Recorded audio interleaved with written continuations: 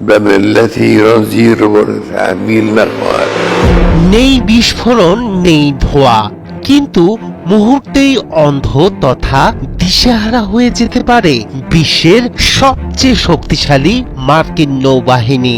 Iran হাতে পেয়েছে এমন এক ইলেকট্রনিক অস্ত্র যা শত্রুর রাডার, জিপিএস, ডেটা লিঙ্ক সবকিছুই নিস্তেজ করে দিতে পারে চোখের পলকে।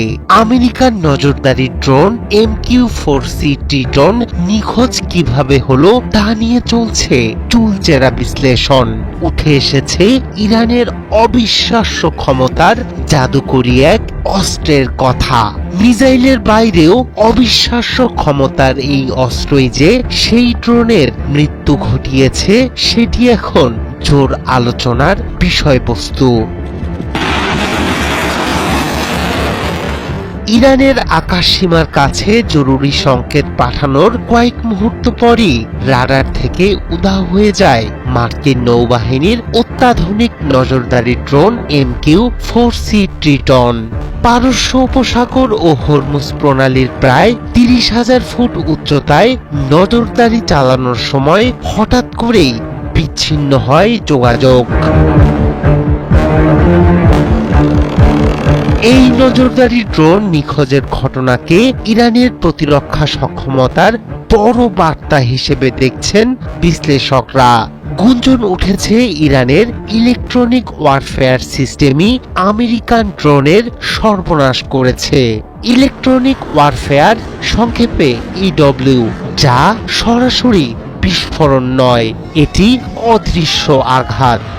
শত্রুর রাডার, যোগাযোগ, জিপিএস, ডেটা লিঙ্ক সবকিছুকে লক্ষ্য করে সিগন্যাল শনাক্ত, বিশ্লেষণ এবং জ্যাম করা হয়। ফলে আকাশে হঠাৎই সংযোগ বিচ্ছিন্ন হয়ে পড়ে শত্রুর ড্রোন বা যুদ্ধ বিমান।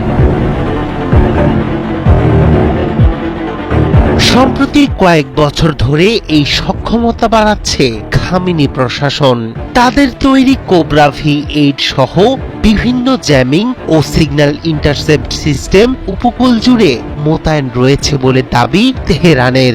পাশাপাশি দেশটি ব্যাপকভাবে মোতায়েন করেছে সাইয়েদ সিরিজের এয়ার ডিফেন্স মিসাইলও।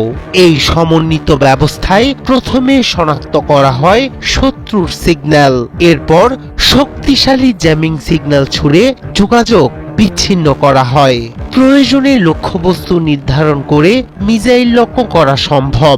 বিশেষজ্ঞরা বলছেন ইলেকট্রনিক আক্রমণে সরাসরি ধ্বংস না করেও একটি প্ল্যাটফর্মকে কার্যত নিষ্ক্রিয় করা যায়।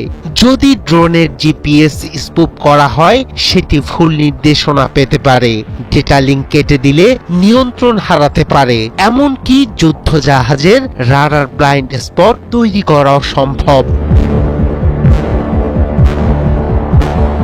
তেহরান দাবি করছে হরমুজ প্রণালীর গুরুত্বপূর্ণ এলাকায় এই সিস্টেম মোতায়েন করে মার্কিন নৌবহরের গতিবিধি নজর রাখছে তারা। বিশ্লেষকদের মতে বড় রণতরীকে সরাসরি ডুবিয়ে দেয়া কঠিন হলেও তাদের চোখ ও কান অচল করে দিলে মেলে কৌশলগত সুবিধা। অর্থাৎ লড়াইটা শুধু মিসাইলের নয়, সিগন্যালেরও। পারস্য উপসাগরের আকাশে এখন অদৃশ্য তরঙ্গের যুদ্ধ, যেখানে দেখা যায় না বিস্ফোরণ, কিন্তু ফলাফল মিলিয়ে যেতে পারে চোখের পলকে। রায়হান কবির, শুভ্র, ৭১।